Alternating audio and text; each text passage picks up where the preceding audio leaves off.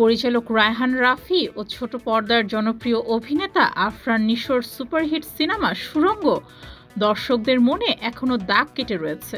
অনেকদিন ধরেই শোনা যাচ্ছিল পরিচালক রায়হান রাফির সিনেমায় আবারও অভিনয় করতে যাচ্ছেন আফরান নিশো।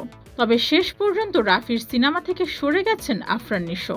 জানা গেছে শারীরিক অসুস্থতার কারণে সরে গেছেন এ অভিনেতা। নিশোর পায়ের লিগামেন্ট ছিঁড়ে গেছে, যে কারণে আপাতত তিনি শুটিংয়ে অংশ নিতে পারবেন না। জানা গেছে ভৌতিক গল্পে সিনেমা নির্মাণ করতে যাচ্ছেন পরিচালক রায়হান রাফি। সিনেমাটির নাম রাখা হয়েছে আন্ধার। তবে নিশোর ছেড়ে দেয়া আন্ধার সিনেমাটি করছেন চিত্রনায়ক সিয়াম আহমেদ। ইতোমধ্যেই সিনেমার সাইনিংও সম্পন্ন হয়েছে। সিয়াম ছাড়াও সিনেমাটিতে অভিনয় করবেন চঞ্চল চৌধুরী। বর্তমানে সিনেমাটির প্রি প্রোডাকশন চলছে। সবকিছু ঠিক থাকলে সেপ্টেম্বরে শুরু হবে সিনেমার কাজ। এরপর মুক্তি পাবে 2 ঈদের বাইরে। এছাড়া আসন্ন রোজার ঈদে মেহেদী হাসান হৃদয়ের সঙ্গেও নতুন সিনেমায় আসছেন সিয়াম।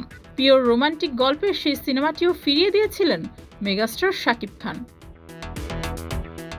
ডেস্ক রিপোর্ট, যুগের চিন্তা।